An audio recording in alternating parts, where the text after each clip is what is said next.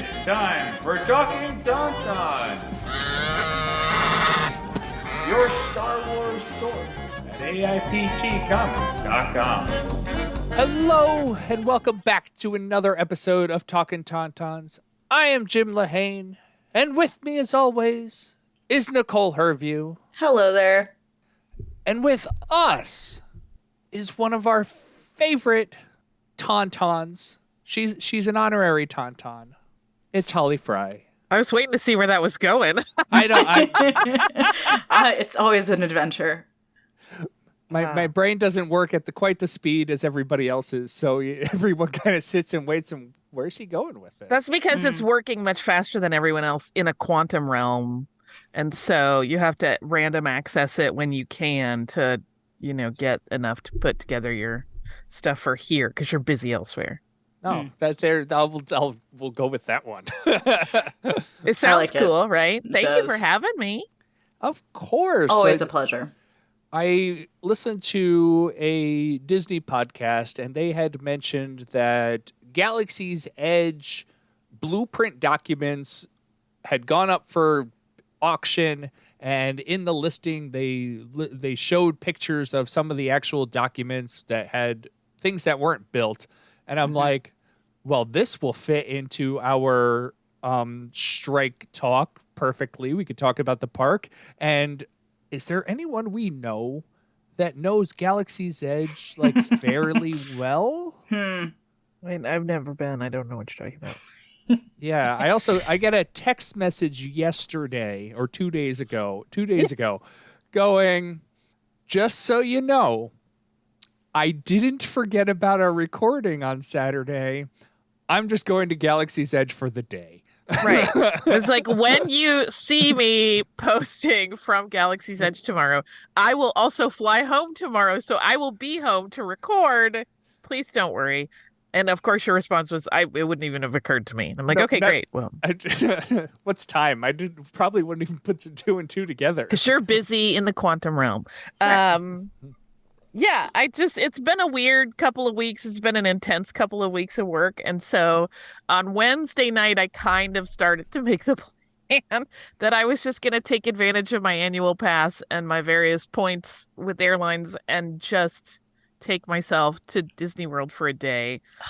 And then Thursday, I finalized everything and booked it. So I got on the first flight out yesterday morning, which is like 6:20 or something.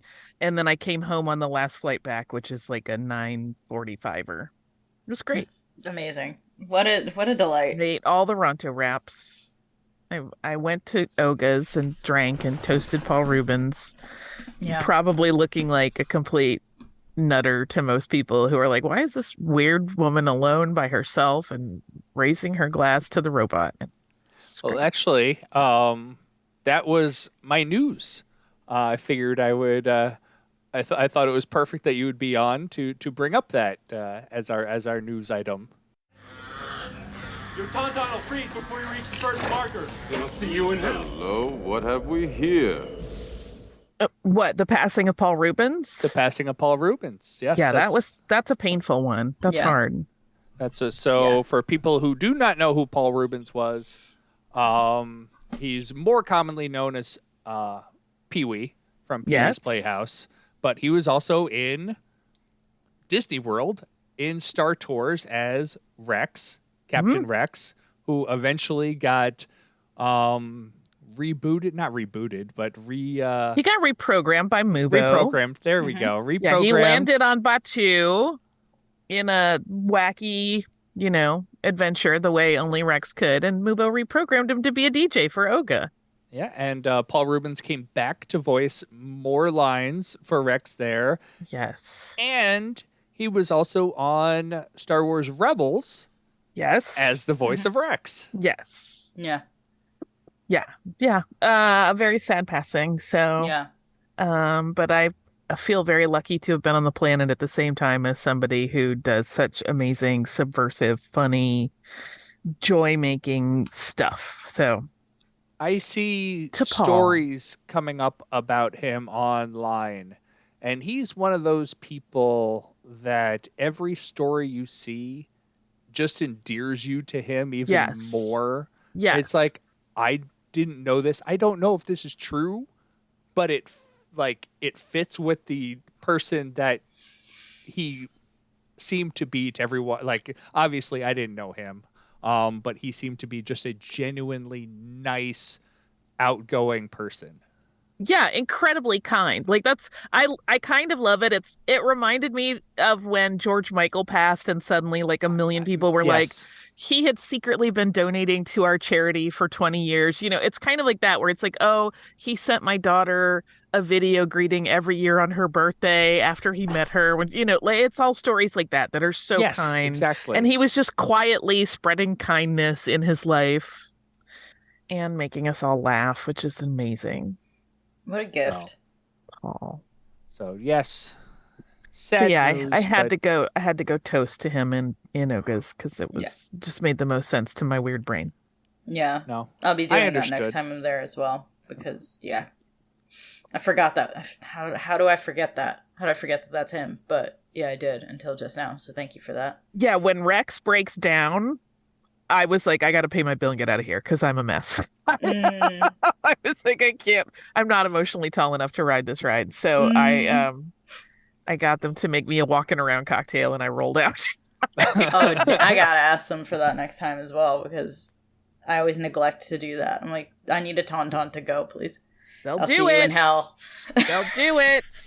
I gotta ride out on my. Yeah, that's great. Yeah, I love which that. I had not gotten an outer rim as my walking around cocktail before, and I realized when I got out into the sunlight that it has sparkles in it, and I'm like, has it always? And I just don't ever see it in the darkened lighting of the dark. bar. Mm. Now I'm gonna have to do multiple usage tests to make sure. For science, that's important. It's very You kidding important. me?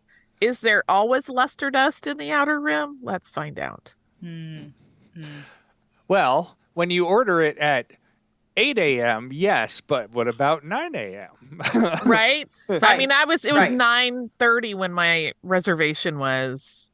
So I probably had my last one at like 10:15, 10:20. So we'll see. I'll have to go multiple times and check for luster dust every time. And what These about are a Tuesday? Important we data need to points know. that must be collected. Yeah, They need on the like first day of a, the month, on the last day of the month. What's going on? They need like a takeout window where kind of like you wish. queue up. Like that would be like the perfect place for like a takeout window. I wish. I mean, the good news, right? If you're in Galaxy's Edge on Batu East, there is booze everywhere. Yeah. Unlike Batu West, where it's not in an alcohol park, so you don't have as many opportunities to just throw tequila in your green milk. So Tequila in my green milk sounds like probably one of my worst nightmares. that's gonna be my autobiography story. The title is Tequila in My Green Milk. Tequila in my green milk. That's cute. Yeah, so that was great. I highly recommend if anybody's thinking about a crazy day trip to Disney, highly recommend. I do highly recommend not going on a day when the real feel is 117 degrees though. Oh, That's what my mom lives down in Venice, so a couple hours south of Tampa, and she literally texted me just this morning the humidity and heat index. It's like because it's only 86, which isn't bad. She's like the heat index is like 102 or something it's at like super 8 in the weird. morning. Here was what I noticed yesterday that was really strange to me. So I was in Oga's in the morning, but like it was, there weren't a lot of bookings available when I booked it. So theoretically they had bookings, but it wasn't filled up. Like, when you're in Oga's and it's like full, it's full, you're packed in. But I had space the whole time. And then later I got something to drink at Docking Bay and had no problem finding a table. And I kept being like inside places and they weren't very crowded. And I'm like, do people not know there's air conditioning in here? Like, why are people not coming into places for respite from this heat? I don't know what was going on. Because there were people in the park. It wasn't like a dead day by any means. I don't know what the situation was. yeah. Oh, That's interesting. I've heard generally that the park attendance has been lower lately.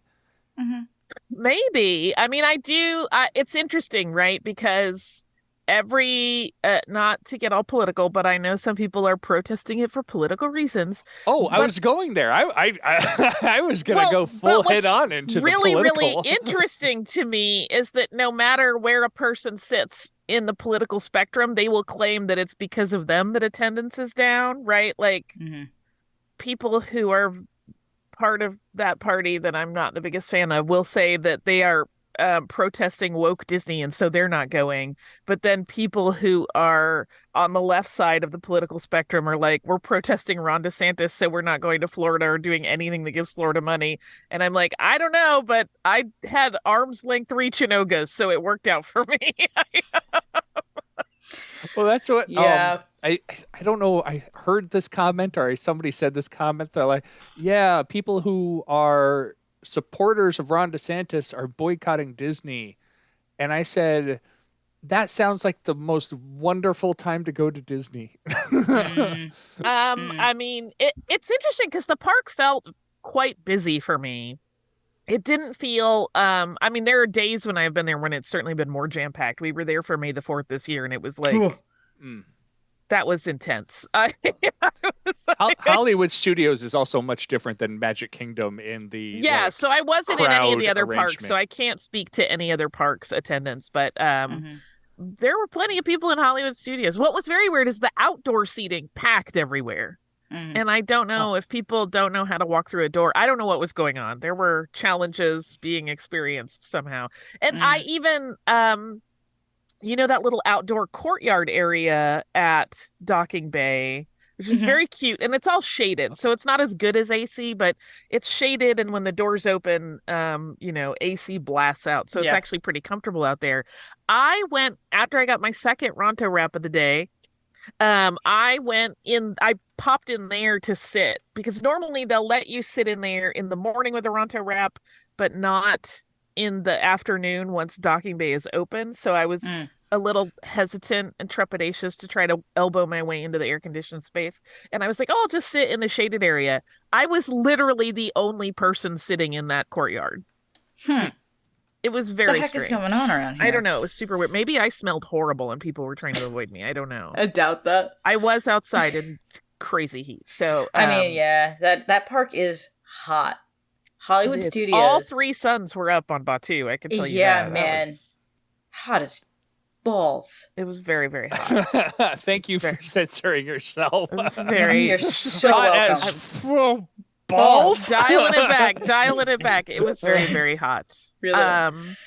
Yeah, it's interesting. I don't mind hot weather, and I don't mind humid. Hot and humid is great for me.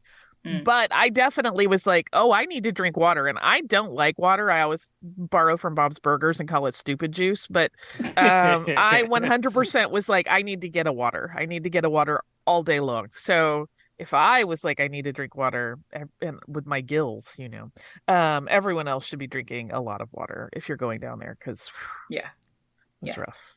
Yeah. All right. Well, since we're already talking about Galaxy's Edge,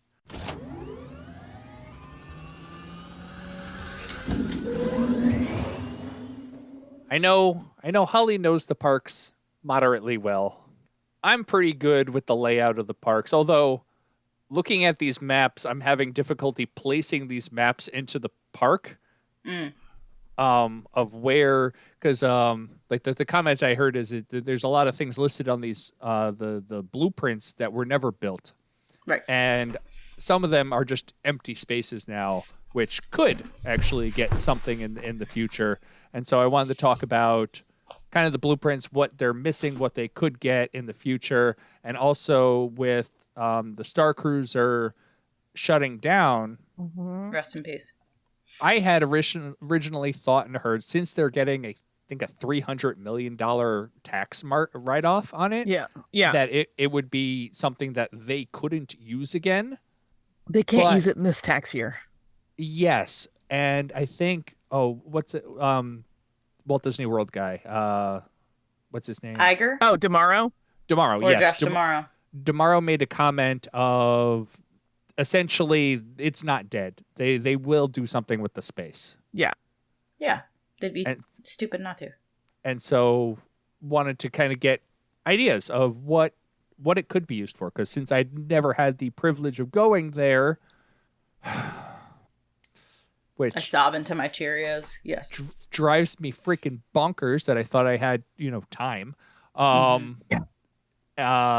Yeah, but Holly knows it fairly well and knows its location in relation to everything else fairly well. That if you can give us a good indication of what would work as a future for the space, I guess. Right. What Are you asking me that now? Where do you want to start? I don't. Yeah, where I don't shall know. we begin here? Where do we want to start? I'd say let's go. Y'all could disagree with me. That's fine. But I'd say start with the blueprints. Yeah. Okay. Because I think that's a good jumping off point. Because to me, I'd be like, okay, can we use that for any of this? I don't know. Because I haven't looked at them really a lot yet. Right. But we as we get into it, I don't know, it might spark something. Yeah, we can start with the blueprints. So going through the blueprints, they had, I don't remember how many were posted online. I think maybe There's 3. I have them up.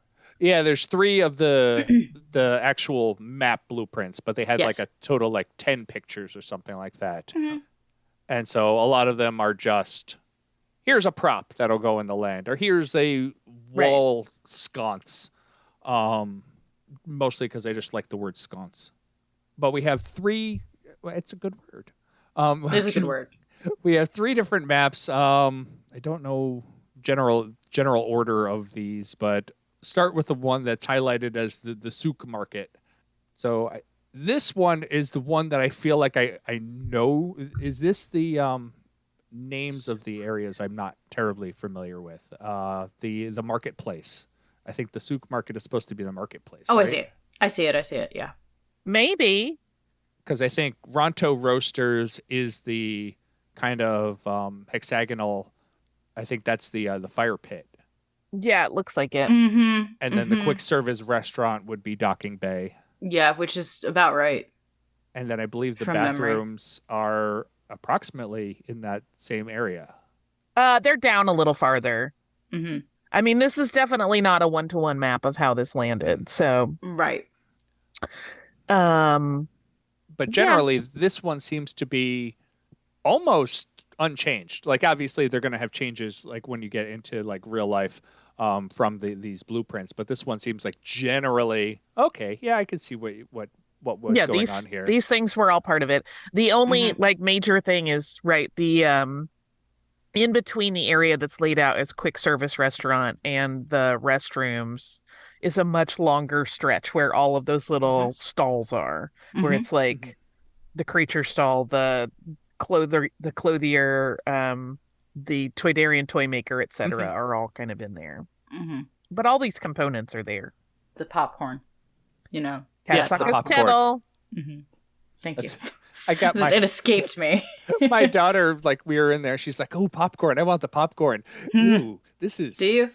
not good. I want to try it really bad. I've heard the mix, the Outpost mix, is just spicy tricks, and I'm like, Yeah, I mean, wanna if you, try I that. feel like it's one of those expectations management things where It's if you're exactly like, what oh it yes, is. I want a sweet candy popcorn, they got It's- you covered. Yeah. But if you want buttery, freshly popped popcorn, that is not what you're getting. It's not like a popcorn stand in Disneyland. It's definitely, if you have no expectations, it's good. If you are expecting something, you are not going to get what you were thinking you were going to get. yeah, And she was very disappointed. that is a shame. I thought it was good. I thought it was different. All right. The next map that I'm looking at is the one that has Cantina. Yes. The Cantina highlighted with the table service restaurant, which is something we don't have in Galaxy's Edge, right? That's the thing that stood out to me. And I was like, we could use a table service restaurant in Galaxy's Edge. We really could. And I feel like some of the food, and Holly, you can tell me how, in detail how you feel about this or any ideas you might have, but I feel like if they bring some of the dining from the Star Cruiser into Galaxy's Edge, it might do well. I don't know. What do you think about that? I mean, it's certainly delicious and amazing. The things that they could easily port over that I think would be gangbusters are the kinds of things that you get on the breakfast or lunch kind of buffet setup. The dinner stuff is just, they're more complicated dishes. They would be hard to do at scale. You know what I mean? It's easy enough to do it for 200 to 400 people, but if you were doing thousands of them in a day, I think it would get a little bit difficult. Okay.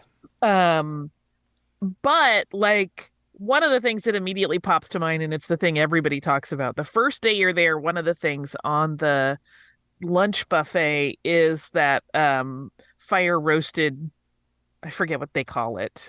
It's essentially a bubble grilled cheese, where the cheese is like baked into the bread piece in a bubble waffler, and it is delicious. And it's got like a dipping sauce, which is essentially a tomato soup. I dislike tomato soup deeply, and I love it. So I literally bought a bubble waffler so I could make this at home all the time. It's easy. It's the kind of thing that at least the cheesy bread bit kids would eat that could, like something like that easily could port right over. And there are a few other things like that. Like they do a number of different flatbreads with really interesting flavors. My understanding was that the table service restaurant was really the seed that germinated into the Gaia dinner show, that there was going to be like a performance element to it, which would be amazing. Yeah. And I would love a table service. I'd shudder to think at what reservations would be like, but I'm looking It'd at be the bad. map. Yeah, I'm looking at the aerial of Disney, because like you pull up a Disney map and you don't see anything that they don't want you. Like it's all like sunshine and rainbows outside honey. of the. Google Maps has shown me where all the bodies are buried. That's in what that I'm park. saying. It's like nuts. like you open up Google Map and like the table service building, because the cantina is obviously Oga's on this map. That building exists. Yeah. There's a big space. It's kind of like when you're looking at the Falcon and there's that space on the right that's like an alcove to nowhere. Yeah. My understanding is back there would have been the entry point for it. Yes, so that makes sense. Is a great spot. That's a great spot. And I mean, listen, as someone who loves a Disney advanced dining reservation, you know, my family lives, breathes, and dies by them. We're always, and we love a break. We like an air conditioning break. Yes. Okay, you need it. We need to sit for an hour. We enjoy a table service experience. As we I need say, one a day. I need time where people bring me things. Yeah, it's that, right? Like I just need a minute to like decompress, sit, and yes, please, I want food, please bring it to me. This is exactly what, please, for the love of goodness gracious. So we love an ADR, right? With Hollywood Studios, we leave the park because there is just nothing that we all want to enjoy in that park. Lord, that is not my experience, but because everything I want is quick You're service. just wrong. No, that's fine. Incorrect. Everything I want is quick service. I'm not into prime time. I've done it once. I don't need to be yelled at. I'm good. Like, the food was fine. I'm not into the fake Italian spot that they have back in the Mama Muppet Melrose. Land. Oh, I like that Italian one. Oh, I like their cocktails. That I get. Just as someone who makes Italian food, I was like, I'm good. Oh, yeah. Well, I like I'm their cocktails good. and I love their steaks. Oh, that I can see. Yeah, like, for sure. There's just nothing. I know Brown Derby is supposed to be really, really good. Brown Derby is the win. That's where Brown Derby and Sci-Fi are where it's at for me. Yeah, I Sci-Fi. didn't like the food at Sci-Fi. The When did food you go? fine. When did I go? 15 years ago? Oh 16 yeah, years you ago? should go back. Okay, because the food was literally atrocious when I went. Oh, that's a pity. The burgers have always been pretty good to me there, but they have done a pretty significant menu update in the last few years. Okay.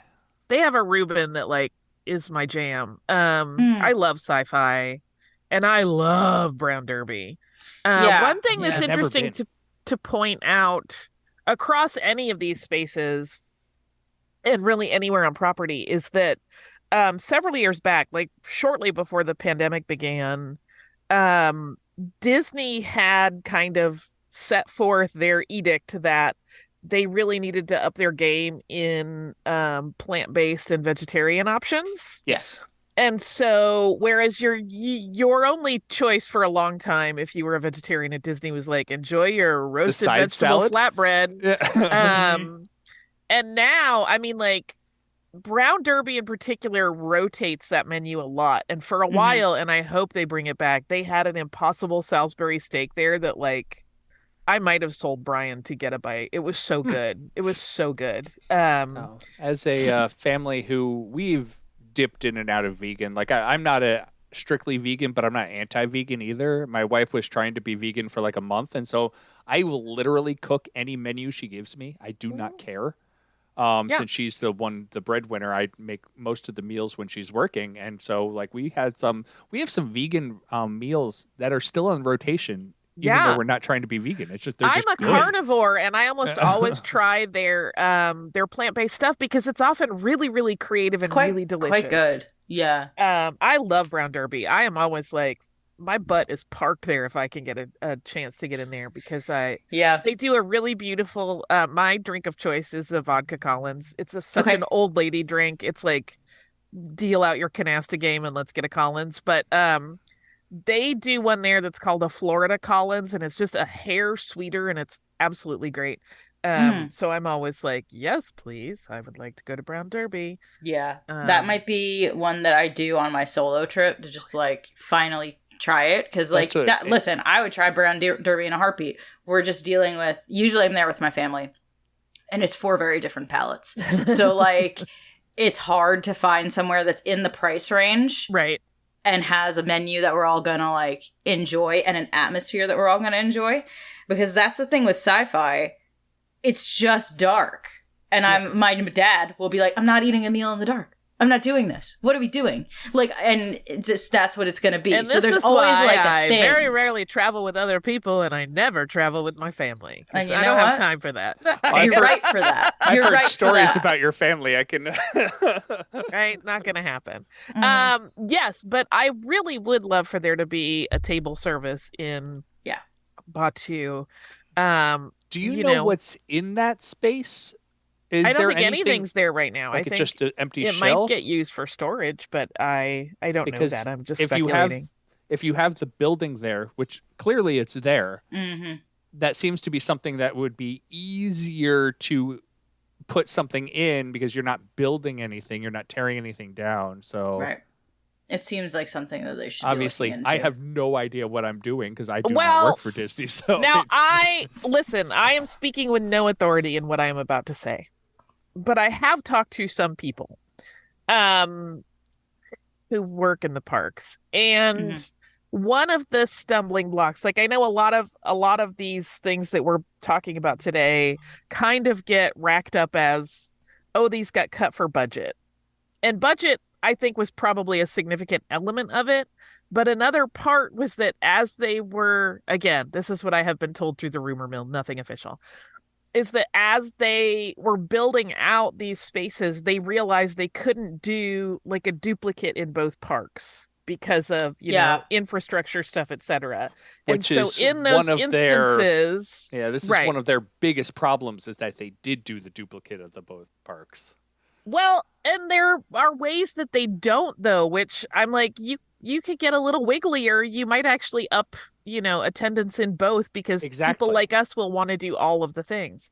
So that like in instances where it turns out like, oh, we don't actually have the ability to build out the same square footage for this thing in this park that we could in this park. So let's shutter this and we'll figure it out later.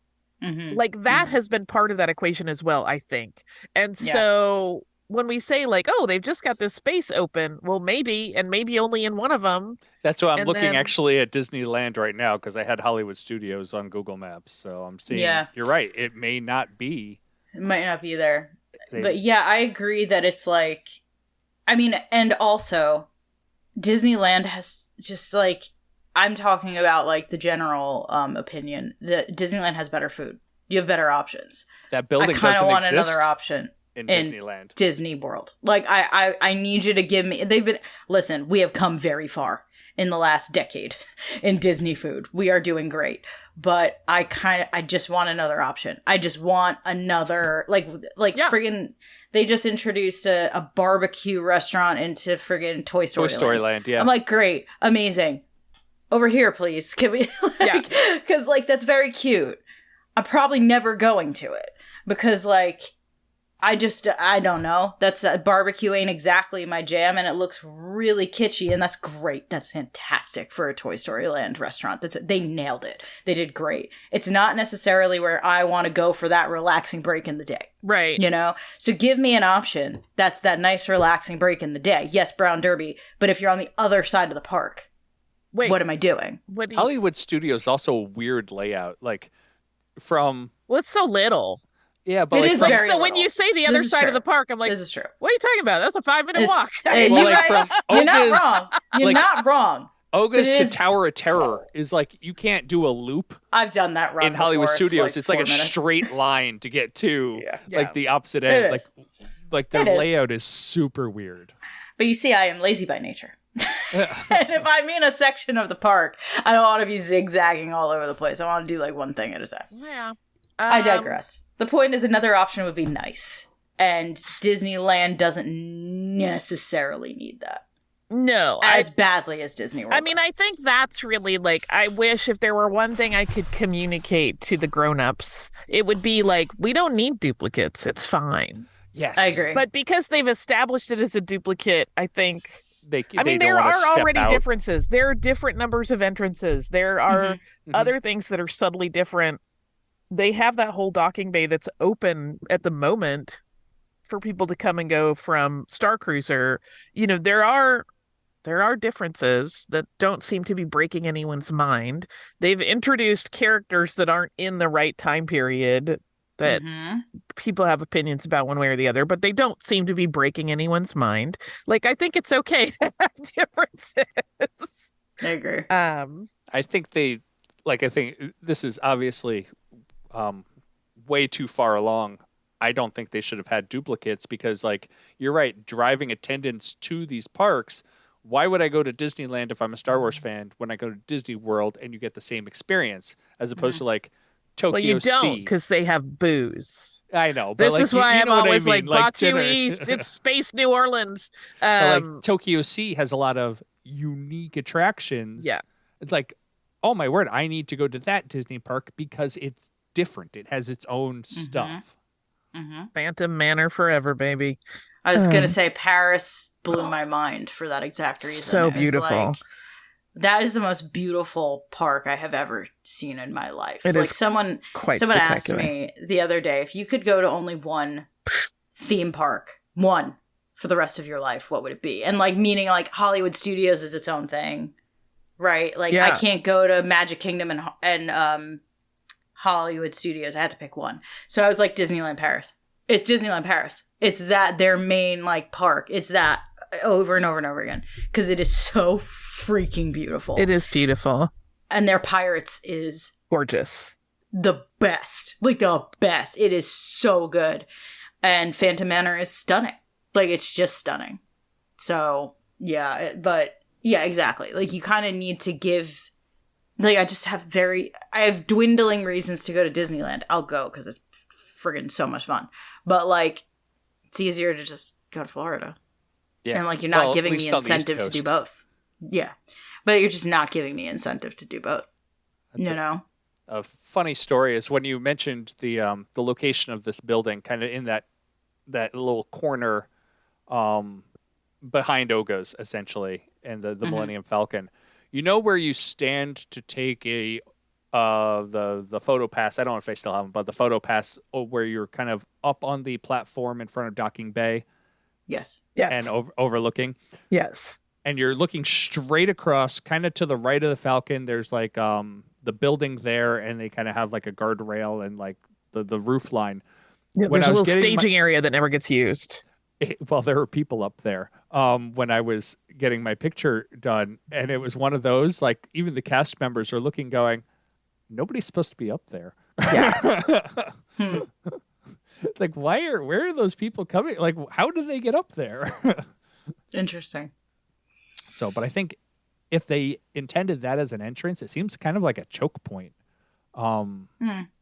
Because you have the line for the Millennium Falcon also has a tendency to end up in that area. It's a long ass line. If they that's a lot of line. If it ends up that would all the way have to be there. like a pretty rough day because the line is pretty well contained at volume in the interior of that space. Yeah, there's a lot of queue space because it goes in that through building. the garage area. It's multi-level, so you go up through the garage area and you have people stacked. The only time I could see it backing up like that is if it was down and people were waiting. Yeah, I mean, the line. very, very high attendance days. I have seen it reach out into the courtyard, but not very often. Okay, I've seen it out there a couple times, but I got the fast pass, so I didn't need to. Dun, dun, Yeah, dun. I mean, yes. Lightning Lane. Oh, well, not at the time. All right, so the last blueprint is the one, I think this is the one that has the most changes. So it's the one that has, I'm calling out the text in red as the easy one to find. Yep. The Antiquarian, which I think is Doc Ondar's. Yeah, I would presume. Because we have it says Saber, which I assume is what Savi's, yep. The Droid Foundry, which was the droid depot. Droid depot. Yeah. Taylor, which I don't think is ever anything. And Explorer, which was nothing, but I can't even like place this on a map. Like all of the layouts are completely different from what. Okay, no, I can explain to you what the scoop is here. Okay. You have to imagine that I like how I'm pointing at it like this has any meaning to you. At the top right of the map. Over there. Right. Above Explorer and Taylor. Yes. That is the opposite side of the street from Oga's along that alley. Okay, yes, I see that. Okay. I'm looking at the aerial while so you have to imagine that if you're looking at it from above, that is behind Droid Depot, Savi's, and Doc's, but on the other side, you're on the Oga's alley. Okay, so yes, I'm essentially looking at this upside down. So it does kind of actually line up with that. It does. Trapezoidal section. Yeah. So I guess we just never got anything in that alleyway on this side. No, I mean there are doors there that I'm sure people have seen when they've been there and been like, why doesn't this door open? And then tried to open the door. Yeah. I would just like to know what those two things, like a Taylor, I can vaguely understand. Like close. It'd be the close. What the heck is Explorer? There is actually some signage in the park that was for this. If you're looking down the alley with Oga's on your left and to the right, you may have seen that sign that's got a bunch of Arabesh. And it's like an Outfitters, and they say that they'll like, set you up with your needs and your like your trekking needs and your I think they also, it's been a minute since I've looked at that sign. I think they also offer like guide assistance or something. And that would sound like an Explorer sort of thing. Yeah, I was gonna say so. It could be a merchandise shop. Like, It was supposed to be. Both of these are essentially, one big merchandise area. Yeah, I can see that. Which my understanding is that it went through a few iterations of what it was going to be in terms of theme, like a little more scoundrelly, possibly. I have also heard through the grapevine from a number of people that these do exist. They're just not ever going to open. Like they're back there. They're built out. Wow. But not used space. And I don't know if that's another case where the space didn't work out right from park to park, or if money was more of a conditional in that decision. But I really just wish they'd open the doors and let me go in there. Yeah, just let me. I want to go to there. Let me in. I would buy all the things. Yeah, I'd buy all the stuff. Are very close to the milk stand, kind of on Yes. that. Like for Yeah. anybody who's gone, this is kind of what we're talking about. The milk. There's like an alcove behind the milk stand across from like the queue for Ogas. Yes. And you're right. There's like it's again weird spaces, and it makes sense. Like now that like something was supposed to be there, and you're right. And from what I can tell, both parks do have something there that look identical. Yeah. Yeah, and it's interesting now because those doors do get used now. One gets used as a photo pass area sometimes, but the one that's right near the milk stand gets used in the Batu bounty hunt stuff that you can do now. Okay. So if they did open it, they'd have to move that door, the functionality of that door somewhere else, which isn't a big deal. But yeah, inside could be wonders. We could be spending money there. We could be giving them so much Could coin. be giving them dollars. Credits. Disney, if you're listening, like this is money my. you're leaving on the table. Listen, Disney knows. I've always joked that Disney has a cabal of like 4 people and all they do is track my spending. And they're like, Holly hasn't spent any money in like 4 days. What can we push out really quick to just make Throw sure it on Shop Disney. Make Let's sure we go. keep garnishing her wages. Yeah. That's it. Why, Holly? You set up a direct deposit, but you didn't give us a bank account. You just said Disney. Disney. Just Cut out the middleman. Just throw it down there. Whatever you got to do. It's fine. It's fine. All right. So that's basically it for the blueprints. Anything else come up to mind about at least this before we move on to the Galaxy's the Star Cruiser? No, I mean, I will say this.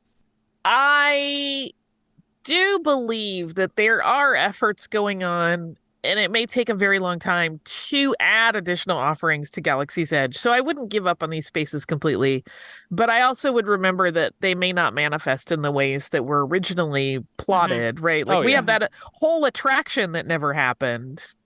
Oh, the ferry ride. Yeah, that was supposed to happen. Wasn't it like a little kids, but with like an animal, kind of like a train? I mean, I have heard that, but I've heard other things too, so I don't know.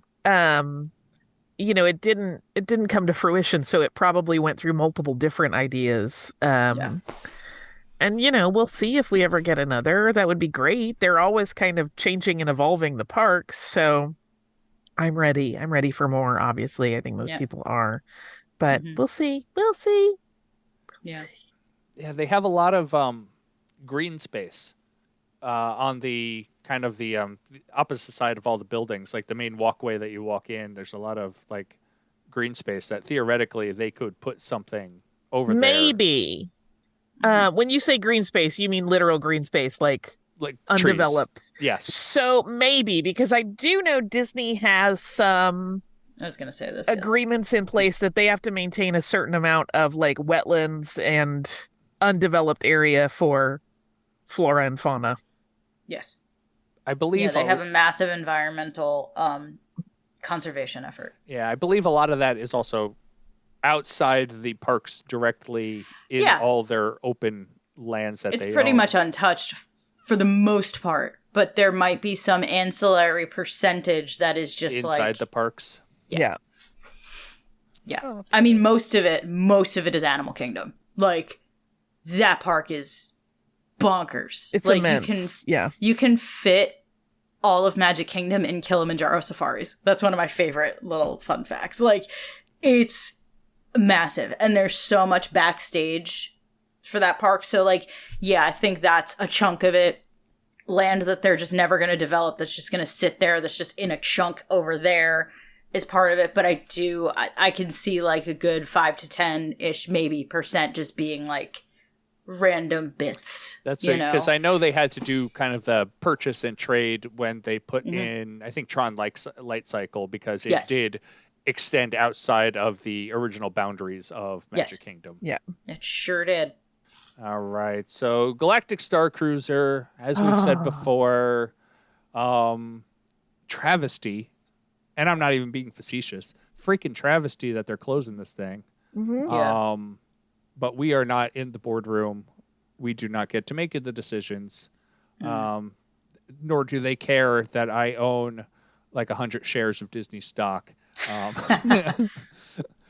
Dear Disney, I am a stockholder. Yeah, we care. Like, that's cute. Yes, it's 100. It's cute. Look at you. It's at least 100, I think. Maybe more. Maybe like 110. Drop those financials, Jim. Let's go. Right. I don't know. Yeah, I'm obviously very bummed about Star Cruiser. I'm in love with it. So Yeah. No, it's 40. Not 100. I own 40 shares. look at Mr. overblowing his influence. My portfolio, yeah. You just lost all credibility. Right. I didn't. My little cred, I just chopped it in half. It's gone. It's out the window. No, yeah, it's an absolute bummer because I've never seen Disney shutter something so quick. Like, yeah, it's very, very weird. I believe it came as a surprise to everyone involved in Star Cruiser, quite high up in management. So it definitely came from on high. And I think it really was like we could take this large tax break and then allocate the overhead that we're spending to keep it running somewhere that will, because my understanding, and again, I am only getting this through the grapevine, is that it was in fact profitable. They weren't losing money, but the margin was not as wide as they would have wanted. So they were like, we can reallocate this spend elsewhere to hopefully generate a wider margin while also taking a huge tax write-off. I feel like it had to be a call by Bob Iger, because I mean, yeah, Iger came in and it was like pretty. I don't know. Like for something for like a $300 million tax write-off, he had to be the final like stamp of approval on this. Final, but it feels like something DeMauro might have been playing around with, working on, considering, and then Iger. Because the timing, like, they don't make the decisions that fast. Like, there's a lot that goes into these kinds of, like, calls. And that's a huge one. And it's a big one. So I would say DeMauro was probably working on it, and then Iger came in and was like, oh, yeah, no brainer, let's go. Like, that, I could see a world in which that happens. That it's already in the works, and he's like, what is this? Do it immediately. Like, hello? But I feel like it had to have been at least being talked about before Iger was helming anything. I don't know. So yeah, I don't know. An idea that I had that obviously would require them building something, but I thought maybe an interesting idea is to have kind of a facade replica of a crashed Star Cruiser inside Galaxy's Edge. Oh, jeez. Where like they like do like the dining sit down restaurant, but have it inside the, like, just transport the Star Cruiser into like this building inside the inside Galaxy's Edge, that it looked kind of like you have the Star Cruiser still, but it looks like it crashed inside the park. I don't want the Lady H to crash. I can tell you that right out of the gate. But I also think like that the Star Cruiser has integrated into enough stories that's a little bit tricky. That it wouldn't work with the time frame in which the park is sitting. Well, it's right. I mean, that would then screw up the entire Star Cruiser experience for anyone that had it, right? Then it would be like, that didn't really happen. You were near a gas leak, because it's happening during the time that the park is going on. Like the park story, that moment in time where the park is arrested, which, by the way, I'm about to pull out my little soapbox for a minute, because I often hear people complain about the parks being arrested in that moment between Last Jedi and Rise of Skywalker. And like, oh, that's problematic. It's every single Disney thing is arresting a thing in time. Like, it is always ballroom night. Right. It is always ballroom night for Beauty and the Beast. Ariel is always, when she's walking around the park, in whatever moment she's in. Sleeping Beauty is always with the prince. Like, she's, you know what I mean? Snow White is not asleep yet and not yet married to the prince. Like That's why I think- everything has to be Yeah. arrested, and there's always willful suspension of disbelief. So Definitely. it's a little funny to me that people can't like accept that in Star Wars. It's like every other Disney thing is doing this. It's a good point. It's a very good point. Yeah, I think the Beast one is the most obvious because obviously people can go through costume always the changes. So Beast. you can always wear a different dress. The Beast ain't going back to that form. And Right. so like No, he ain't Prince Adam. We never see Prince Adam in the parks. Right. Gaston God, is because always he is- alive. Gaston's Gaston's not always dead. alive. He's walking Yeah. around. Yeah, Um it's a very good point. So, That- I mean, yeah. they already kind of play with time in that way where it's like, yes, we know there's other story on either side of this moment, but to tell the story we're telling in the parks, we have to pick one or it becomes, like a bad leftover casserole, like everything's jumbled together. nobody if you had the Beast up against Prince Adam for picture ops, who are you going to get a photo with? Like really? The Beast. Yeah. I love them both very much, but Beast. Yeah. So anyway, that's my minor soapbox about that. But yeah, so it would break that because the stuff that's going on in the park is integrated with the storyline of the Star Cruiser. So Right. if you crash the Star Cruiser, it would be like, wait a minute. Right. Wait a minute. Yeah. We just jumped ahead. But what happens with Gaia now? Well, I wonder like I think you had mentioned that the sit down restaurant was likely a reformation of her like she was part of that and kind of got put in the Star Cruiser, which like well, I said, I don't know if it would have been her necessarily, but a some- dinner show. Yeah. That's I think like we should have a dinner show. Like I think that would be Yeah. like fantastic, but something maybe Yep. that you can kind of instead of having a locked time where you can only like all reservations start at 5 say and you're there till 6, just have like the show going on kind of in the background, which is what most of the restaurants do is like you have It's like Raglan Road in Disney Springs. They have performers that are pretty much on all the time. whole time you're there. But like they take breaks, they rotate out, whatever. Do that style of dinner show where it's just kind of like you will get a show. You will get a performance. It might not be the same 40 minutes on a loop. Yeah. And you're but not like you have locked Gaia, in. you have the Cantina Band, you have, you know what I mean? Whatever. Yeah. You just have a rotating, guest of characters that like you never know exactly who you're going to get to see. Because like they rotate because, schedules change and stuff. But like, I don't know, it'd be fun to have, especially in Hollywood studios where performance is such a big, like shows are such a big part of the experience. You don't have that element in the newer bits of the park. You don't have a show in Toy Story Land. Right. You don't have a show in Galaxy's Edge. You kind of like, you're kind of missing that element. And especially with the Little Mermaid show being like pretty much gone forever, like you're losing that like original opening day vibe of what Hollywood Studios was supposed to be. It'd be fun to add that element in a Star Wars way that makes sense. Yeah. Which would be a show in a bar or a restaurant. The trick, right, is that it has to be low stakes enough. Like anything that happens in that show can't Be impact story-driven. story. Correct. Because like their whole approach to the whole thing is like you're developing your own Star Wars story. Like you are Right. so anything that's you couldn't have necessarily like some of the shoulder touch moments that they talk about in Star Cruiser on that wide a scale. Right. Because it would Right. get a little tricky. And you had to be careful what characters came in as performers. Mm-hmm. But it would be cool. I mean, I have been saying for a while, if they wanted to continue to use the Star Cruiser space, okay, out of the gate, like I know everybody's like, it will just be a hotel. I doubt it. It's Yeah. not built like that. You know what I mean? Like it's not too small to handle the Disney hotel.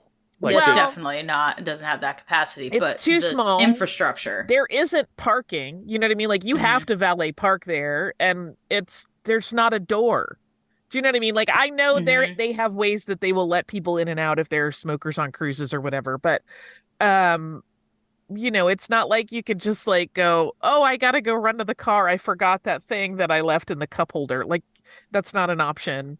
Um, it- I think if they wanted to use that space, one of the things they could do is model it on the way that they do. It would still be like a special high-end experience, but model it the way they do some of the Animal Kingdom like special safaris, Okay. which are like not Mm-hmm. cheap. They're a few $100, but like you spend 4 hours and you go on the thing and they feed you there, and like they could literally like book people, put them on the you could even do the same entry point from the park.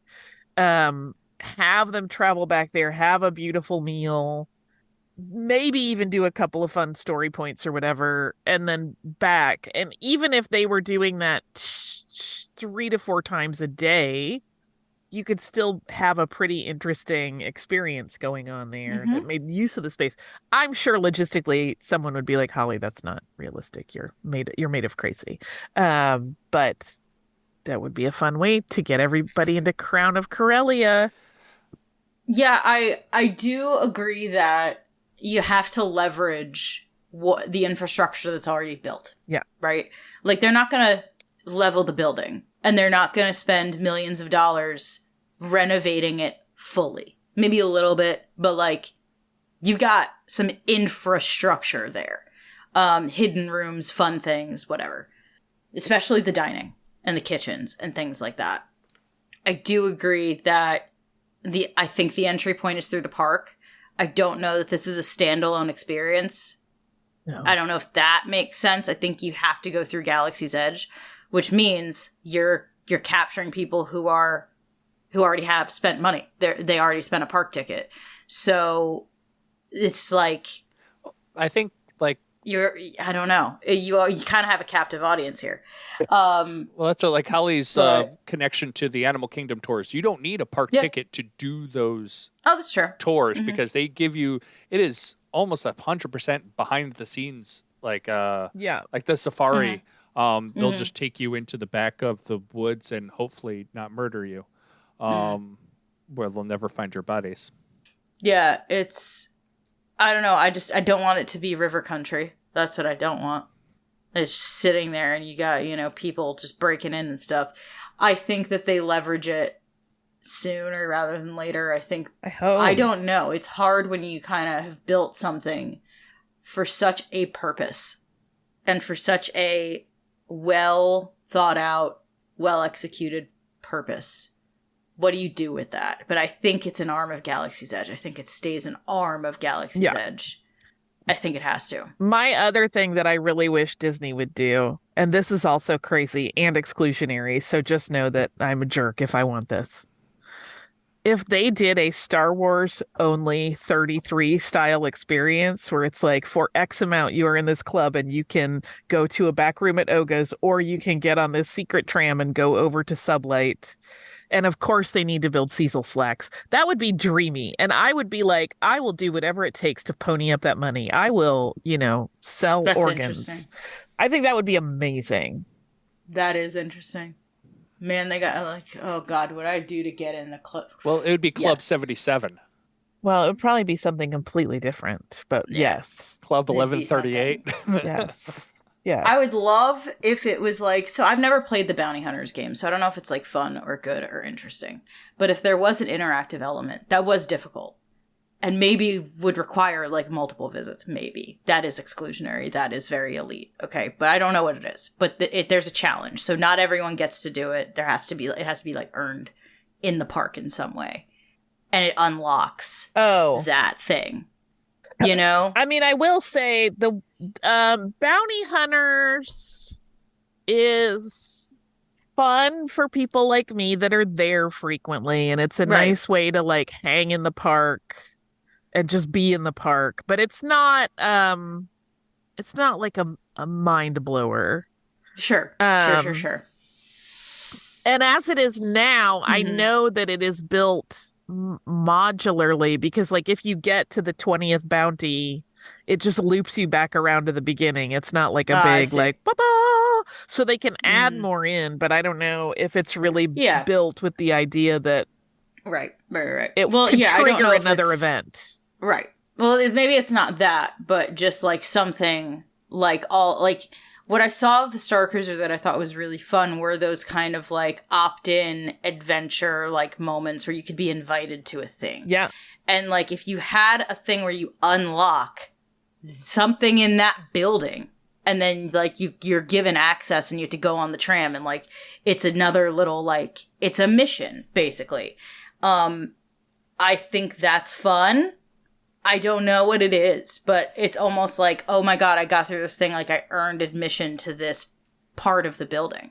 Might not even be the whole thing. Right. But just like this thing in there. Like I get to go do this. And then maybe the next time I'll get invited to go do the other thing. And like whatever. I feel like bringing some of that energy, some of that really fun like gamifying of the experience through into the main park and connecting it that way might be fun. That would even be cool if I could see there being hurdles there if it were an all the time thing. Right. But that would be a great thing to integrate into like if they wanted to do, you know, the same way they do Mickey's Not So Scary every year and has expanded, where it's like a hard ticket event that's like we shut down the park at 6 p.m. on these days. And then it becomes, an extra after hours Star Wars party. Be amazing. It would be. Yeah. I love that. I think the one thing that we're missing to make that the Star Cruiser space into a fully integrated part of Galaxy's Edge is like a tram. Like, because you have like in Animal Kingdom, you have Rafiki's outpost station, which you need to get on the train to get to. It's not far away from the park. Like they could put something in. Obviously, money means nothing. They could put something in. I think the only major problem is the fact that the road kind of crosses in between the park and the hotel, and so they'd need to figure out like your entrance to the hotel kind of crosses that in between those. But yes, I'm thinking. Well, how they use some mode of transportation to get you to and from Galaxy's Edge when you're in the Star Cruiser, right? Yeah, so it's a truck. It's a truck. Okay, you don't know it's a truck. Low it's a yield. shuttle. Okay, it's cute. A truck. Then that's probably very low capacity. So they need a higher capacity version of that, right? I'm actually thinking, and again, money doesn't exist, right? In Fallen Order, there are these like basically the entire room in the game like moves, and it's like on a rail, if you will, and you get in the room and you hit a button and it's like a lateral elevator, like a diagonal. You kind of do that, but in a way that doesn't stop traffic. I don't know, but you could frame it that way, and I think it'd be really convincing, and it'd move a lot of people. I mean, they could even just do a bigger version of the thing they do now. So I'm sure you guys, or maybe you did, everybody had the big like hubbub over. They're using box trucks, which it is, but the way you enter and exit, you don't know that. It is the smoothest, tightest doorway entry, and you're in a little shuttle, and it has no windows, and they have music playing, and you do your shuttle thing. They just could do a longer version of that, probably. Yeah. Because it's not huge. I would say probably 20 people can fit on it. Yeah. Yeah, I think if you up the capacity, it works. Like, I don't see why. And especially if it's a hard ticket event, if it's gamified in some way. Either way, you're limiting the amount of people who need to do that at one time. Like yeah. I think the gamifying would be fun, especially if it's like one of those add-ons. Like you pay X amount of dollars. Genie Plus it. Yeah. Yeah. It's a individual lightning lane a la carte selection. What? I know the friggin' corporate lingo. I hate everything. But yeah, even if you paid like $10 to play, something like that, 20. I don't know what the yield is. I don't know. But I'm just blue sky ideaing this. You know what I mean? It'll cost $5,000 for two people to play. Wait a second. Absolutely. Because like you have the barrier to entry of money, and then you have the barrier to entry of did you win?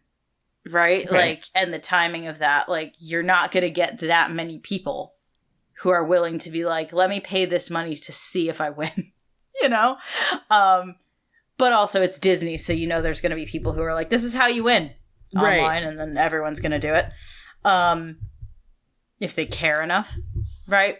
Like, I don't see a casual, like, family of 5 or 4 that, like, no one's a huge Star Wars fan. They're not going to do that, right? If it was free and open, they might do that. You know, you Rise of the Resistance it, where everyone wants to ride that, even if they're not a Star Wars fan. I think adding a couple small barriers to entry, not crazy, but a couple small ones is really gonna siphon your population. And then also, like, yeah, if you hard ticket it other times, like, you could kind of do both, right? Like, if it's a pay to play on your normal day, and there's a limit onto how many, like, people could do, whatever, you Genie Plus it. And then maybe there's hard ticket events where you don't have to, like, that's part of it. That's included. And you get to go do the thing. Yeah. I don't know, but I do feel like, yeah, you just attach it together. Like, the overarching idea here is you keep parts of the Star Cruiser that really worked alive. You get people in there through a funnel of some kind. And there you go. Just let me live in it and claim it as my homestead. That'll be fine. It's a fine use of it. Yeah, but I do think that locking people into, like, 3 days very specifically, and, like, this is what you're doing for 3 days, might have been the thing that wasn't filling. It's only 2. I apologize. I understand. But the point being that, like, when you put parameters like that on something, you are limiting the amount of people who can realistically do it. And that might have been the reason they weren't filling cruises. I don't know. And obviously the dollar sign. But yeah, I think you have wider access while also funneling the access. But keep as much of it alive as possible, because clearly it was working, you know? So, like, I don't think you level the building. I don't think this is our answer. Yeah, I don't think they will. I don't think they need to. It's not like it's I don't think so either. It's not in a space that is impacting anything like River Country USA. It's kind of just there. Yeah. Mm-hmm. Yeah. It was supposed to be used for something. What the heck was it? I mean, I'm sure there are already DVC. Tons of it was a DVC resort. Tons of documents. Yeah. Somewhere with various plans in place. Yeah. They've already thought of all of this. There's someone in a room in Disney going, okay, that was nothing new. Like, just making sure. We've had these conversations 6 times. Yeah. Well, they just have, they probably, like, literally spitballed every single possibility. Like, what can we do? Oh, like, even before they closed it. It's like, what can they had we brainstorms. Do? Yeah. They had blue sky brainstorms. They had multiple meetings about this before they announced anything. So, but it'll be fun to see what they actually do. All right. Is there anything else that we want to add? No. I highly recommend a day trip if anyone is considering it. That was super fun. I'm exhausted, but oh yeah. I guess I do have flights nonstop from Syracuse, but they're not day trip-able because the flight out is they're not early and late enough. It's not early That's and the late trick. enough. It's I think Delta Hub going all day long. Yeah, I have Newark Airport right there, and it is something else. Newark something else to begin with. That's what I'm saying. All right. Well, Holly, how can people find you, follow you, if you so deem them to? If I so deem them to? I don't think that's how that works. I am still on Twitter for the moment as Surliest Girl, and I'm on Instagram as SurlyGirly5, and I'm over on Blue Sky as Holly Fry. and on Hive as well, although I will confess I haven't been terribly busy there. Full of Sith, still kicking along, so you can always check us out on Full of Sith, which is at Full of Sith everywhere if you're into the history end of the things that I do with my days. Stuff you missed in history class, still continuing apace, and that is at Missed in History everywhere. And then for Criminalia, we just hashtag that business, Criminalia. Excellent. I like how your eyes kind of roll back into your head. You're like, Yeah, what's the it's like, script here's of the things list. I need to The add? things. I'm so tired. So Oh, man. you can email us at Talkin Tauntauns at AIPTcomics.com. You can find us on X. My app updated to now Mine too. it's an I X. refuse to call it that.